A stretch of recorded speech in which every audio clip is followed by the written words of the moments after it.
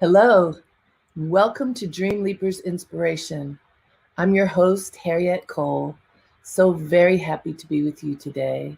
It is spring. It is spring everywhere. I was walking outside yesterday and saw the trees beginning to blossom, the daffodils in Central Park. Lots of people outside just enjoying a bit of warm weather. And it was just a beautiful thing to see the outdoors coming alive.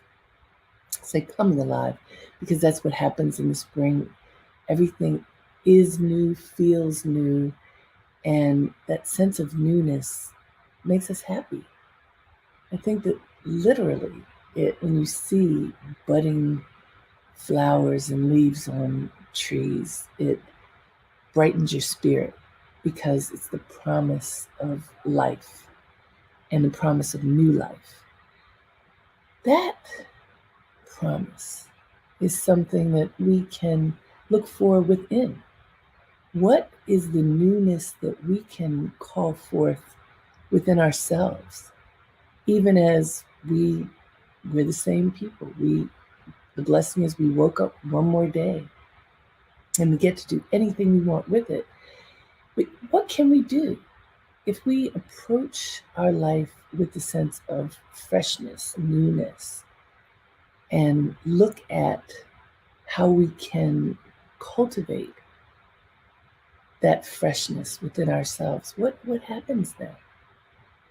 I love thinking about this during the season because we can look all around. And if you look, let's just take a tree as an example. Trees often live for hundreds of years. So they are usually sturdy, they're constant. And they go through all of the seasons, all extremities of weather. And most of them stay strong, stay tall, continue to grow.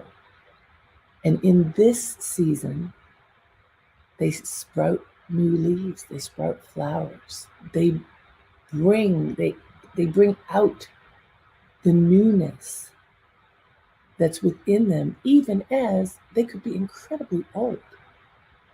So think of yourself like that, like as a tree. At whatever stage you are in your life, if you imagine yourself like a tree, you're sturdy, you're firm, you're strong. And this newness within you that you can cultivate. There's potential within you that you can cultivate, even if you are 100 years old, like a beautiful old tree. At whatever stage you are in your life, you can access that newness, that freshness, if you look for it. And today's message is about patience. So what does patience have to do with this newness and freshness? I kind of think everything. We are still living in the space of this pandemic, right? And I'm going to say a lot of people are not patient as it relates to that. People are out and about. I've talked to more people who've gotten on planes and gone on trips, and it makes me a little nervous because we are probably not quite ready for that. So there's impatience everywhere. There's the impatience of just wanting to get out, go, do, experience our lives in a different way, in a freeing way, mask off, just free. And that for some is really being reckless. There's an impatience because it is spring and folks just, even if we didn't have a pandemic, that sense of hibernating in the winter and just wanting to get out and be in nature, be with other people. Humanity needs humanity. We need to be with each other. We want to be with each other.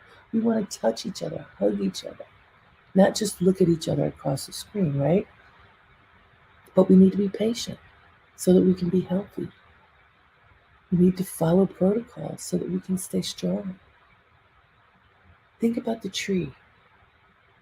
Trees rooted in the ground, drawing upon the resources that allow them to live. Being patient in that sense of, for months, for the trees that shed their leaves, for months they're bare but strong. And then in this season, you see the buds coming forth, emerging, creating flowers and leaves that help to shield us from the sun when it's so bright as it gets warmer. There's patience there. There's patience because there's the promise of what's coming next. And they know the leaves are coming, the warmth is coming, the experience of the abundance of nature is coming. And so there can be patience because the promise is there. So what does that look like for us? What does it look like for us in our lives to exercise patience, to hold on to faith that the promise is coming? The promise is there, that spring is coming, that newness is coming. How can we exercise patience understanding that? It's interesting. My belief is that our job as we are being patient is to prepare. What can we do to ensure that we are ready when the promise of openness, of newness comes forth? What can we do to prepare? What have you been doing? What have you been doing during this time that we've been in quarantine? To take care of yourself, to plan for the future? What have you been doing? Have you been using your time wisely? Have you been patiently and in a focused manner working toward your goals or not? Have you squandered time? Well, if we're going to be honest, we've all squandered a little bit of time, right? But how much? How much time have you devoted to your goals, your dreams, your heart's desire? How much time have you devoted to that? Think about it. Have you allowed yourself to, your brain to flip here and there and there, and for your emotions to take over, for you to just live in distraction? How many have lived in distraction for longer than you'd like to admit? I want us to think about how we've spent our time during this year, how we want to spend our time moving forward, and how we can move forward intentionally, right? Because I know many of us, myself included, made big goals a year ago. This is what I'm going to do. I'm going to work on this project. Many of us wrote it down. How many of us did it? How many of you did what you said you were going to do? If you look back at your list, I don't know, how many things did you put on it? Did you accomplish any of those things? And if you didn't, it's not too late. As long as we're alive, we still have a chance to work on something that we assigned ourselves to do. We can align ourselves or realign ourselves in making that commitment, the promise to do whatever it is that we said, and to patiently focus on that. See, patience is interesting because we need to be patient with ourselves. If you think about whatever was on your list, did you do it? Let's look at something maybe you didn't accomplish. Pick one thing you didn't accomplish that you put on your list. Now, I want you to invite patience with yourself in refocusing your lens on that thing. What did you say you were going to do that you didn't? Be patient with you now as you recommit to doing it. What do I always say? Write it down. Write down what you say you're going to do so that you can accomplish it. Write it down, put it on your list every day. Break it down into manageable tasks so that you can check them off, feel a sense of accomplishment, and go back to it the next day. Be patient with yourself, meaning focus now on what you said you were going to do for your life. Patiently focus each day on accomplishing something toward that goal. If you do it every day, it'll get done. 100% sure of it. If you focus every day, if you chip away at whatever the goal is, you will accomplish it. If you say you're going to do it and then you don't, then it's just another idea that flits by. With your focus and refocus and attention, constant attention, like watering the plant, tending to the tree.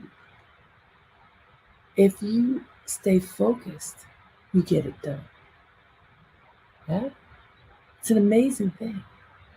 And your sense of accomplishment, if you complete a task each day and you can check it off and say, I did that. I did what I promised I was going to do, what I promised myself I was going to do. It buoys you. It gives you energy and makes you want to do the next thing and the next thing. And I promise you that if you plan it out well, you will accomplish whatever the task is. It may take time, but look, we've had a whole year of being in quarantine. In that year, I also want you to look and say, what did you accomplish? What do you feel you accomplished that you're proud of that shows that you were committed to yourself? What? Is there anything? I'm sure there is. Think about it. Because you want, when you can acknowledge something that you've done that was meaningful to you and to your life and to the people you love, it gives you energy. And it gives you energy to be patient with yourself and to stay focused on the thing that you didn't accomplish, right? Because you can feel good about yourself. I did accomplish something. Here's the thing I accomplished. I'm proud of me. I did that. And it was a great thing and it was worth it. And I can check that box off and say, yes, I did that thing that I promised I would do. And here's this other thing. I did tell myself I was going to do this, but I forgot. or I got distracted, or, time just zipped by. And here I am with this task that is incomplete. Rather than feeling deflated,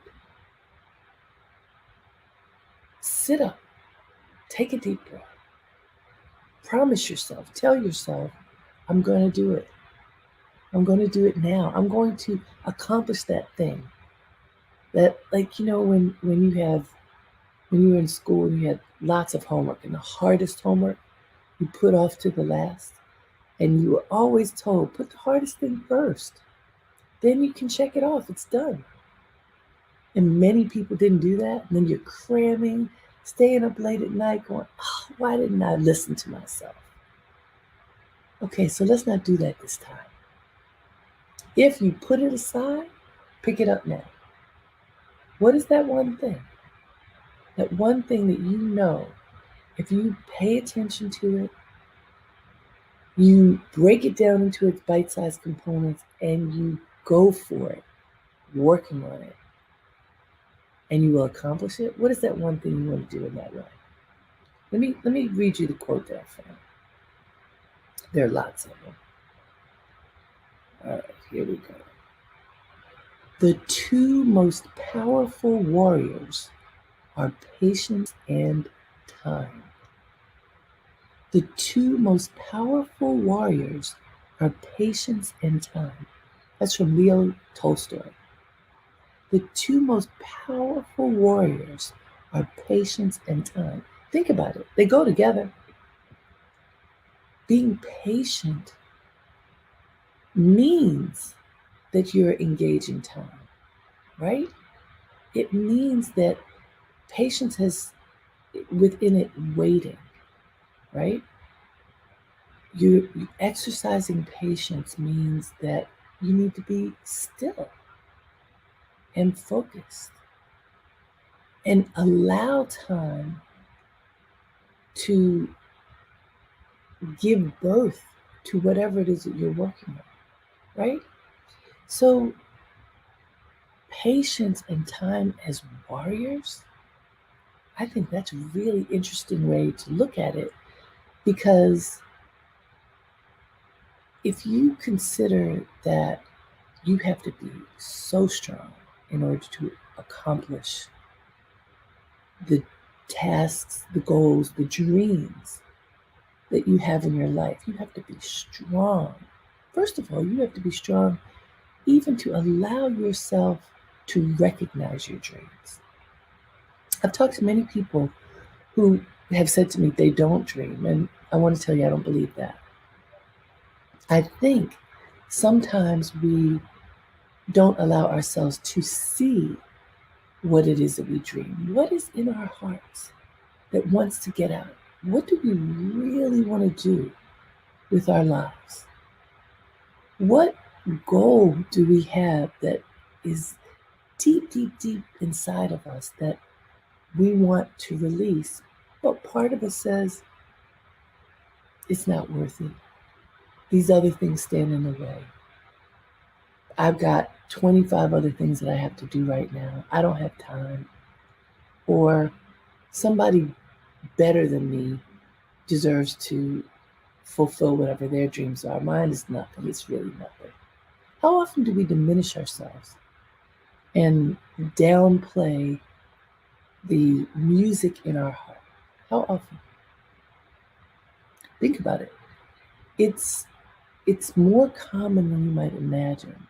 When I talk to people about dreams, which I do all the time, many people will tell me, well, I had this idea. I've had this idea for 10 years, but I'm sure it won't work.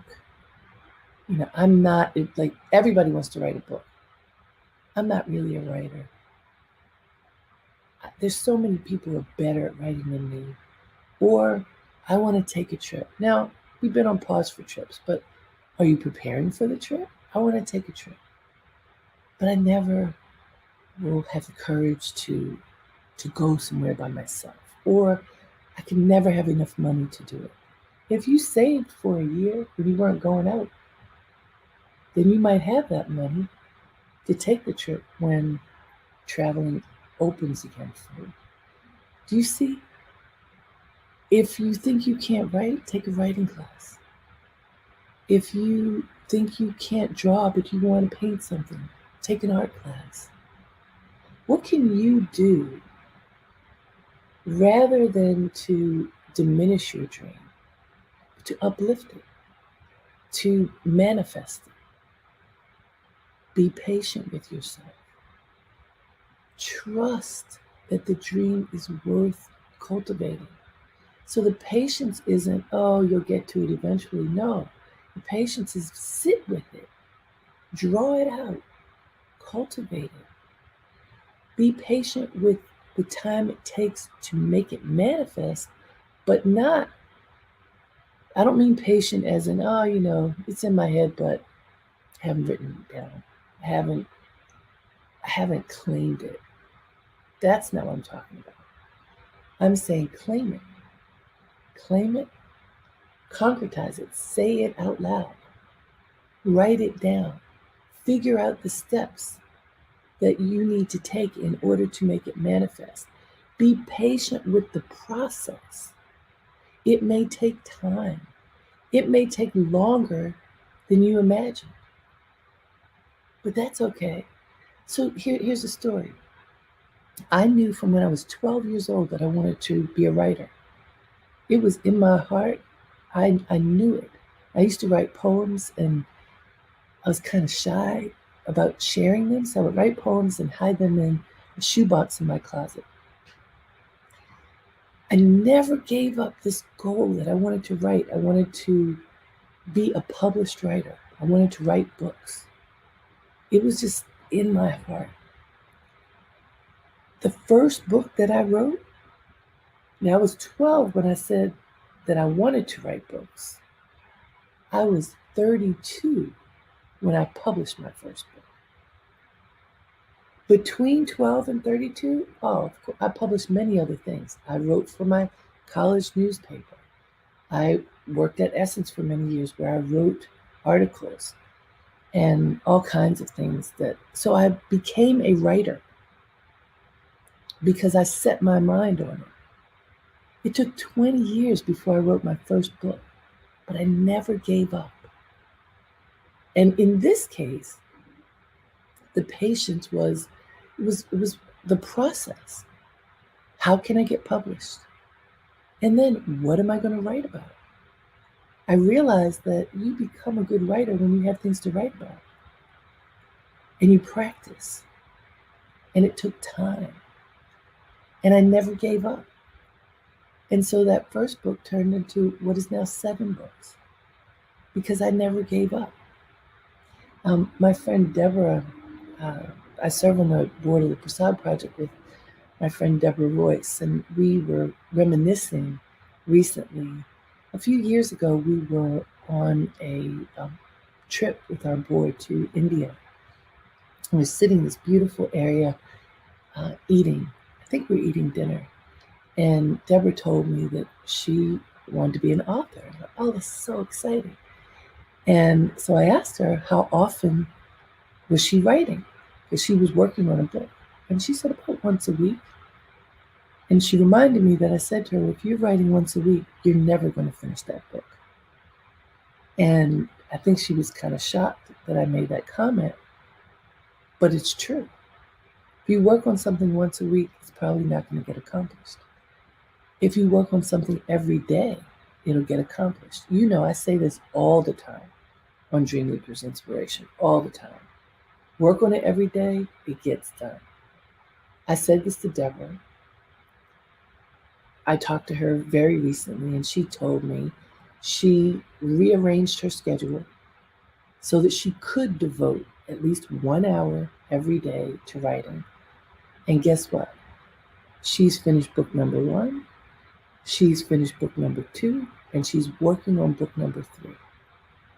Why? Because she decided to focus and take action. And it took time. She had to be patient with herself.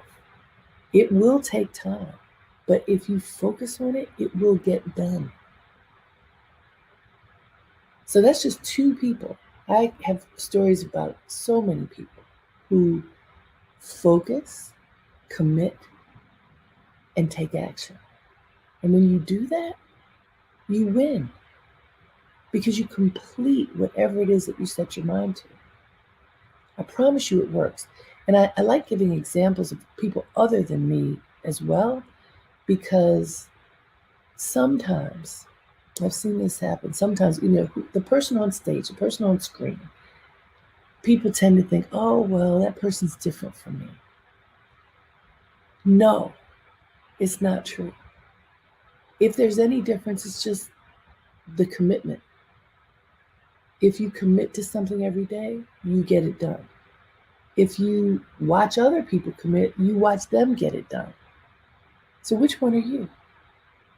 Are you a person who is committed, who stays in the game for yourself, for your goals and dreams? Or are you the person who watches other people do it? I tell you, I've seen some folk who, if you imagine everybody, it says in the Bible that everybody has talents, and it's our job to cultivate our talents. Some of us have more talents than others. I have watched people who would say themselves that they have limited talents. I've watched them accomplish more than people with an apparent abundance of talents. Why? Because they were focused. They did not allow obstacles to stand in their way. They saw the obstacle. They figured out how to step over it, walk around it, knock it down, whatever it takes, so that they could accomplish their tasks. When I see that, if I'm slacking off and I see somebody who has less opportunity, let's say, than I have had in a particular area, and I see somebody with less opportunity soaring, what does that tell me? No excuse. There's no excuse for not accomplishing whatever it is that you want to accomplish. If you see someone accomplishing tremendous things with far less advantage than you, it's up to us. We need to stop making excuses. We need to instead refocus our lens on what we've promised we're going to do with our lives. And for purposes of today's broadcast, I'm asking every one of us to pick one thing. What is one thing that you told yourself you were going to do over this past year that you didn't do? One thing. Pick one. Everybody. Pick one. You might have a long list. Pick one. And that one thing that you told yourself you were going to do, recommit to it now. Refocus your lens on that one thing. Write it down and promise yourself that you will focus on this one thing every day until you accomplish it. Break down the tasks that are necessary to accomplish it into bite-sized bits so that you can check them off. When you do that, you feel a sense of accomplishment each day, and that gives you energy to keep working on it each day. If you miss a day, don't beat yourself up, just go back to it. It works. Your vigilance, your commitment to you, your patience, not with you being airy-fairy thinking about it, your patience with yourself that you stay committed, you're going to work on it, it'll take time, but you can get it done. Give yourself space to accomplish your dreams. It makes you happy. That's what we all want, is to be happy, right? If you do something for yourself, fulfilling your own goals and dreams, then you can be happy. You can be happy in the process too. So it's not like the happiness comes all the way down the line.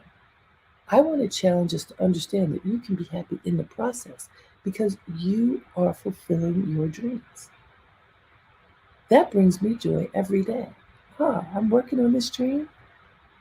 Look at it grow. Just like that tree we started talking about at the beginning of this broadcast. Look at it grow. If I nurture it, it grows. What have you been spending your time on this year? I'm going back to that question. Have you spent more time on distractions or more time on cultivating goodness within yourself and your life? If the balance has been off, now's the time to change it. It's not too late. Every day that we wake up, we have the blessing of starting afresh. Think about the trees. Think about the flowers in this season and how they're budding right now. What is budding in you? What are you nurturing, or what can you nurture so that the newness of your creativity and your spirit can emerge? What? What is it? I recommend that you sit and meditate and be still and listen. Ask yourself what that is and listen for an answer. And when the answer comes forth, welcome it. Say it out loud, write it down, and begin to cultivate it. It's such a powerful thing to do, finding the newness inside. What is that newness inside of you? How it may be a new approach to something that you've been puzzling over for a long time. It may be a new way of looking at the dream that has been lying dormant within you, trying to peek its head out, and now it's emerging. Look for the newness in you. Draw it out. Tend to it. Make it manifest. Be patient with whatever that gift is as you are focused and you work on it every day.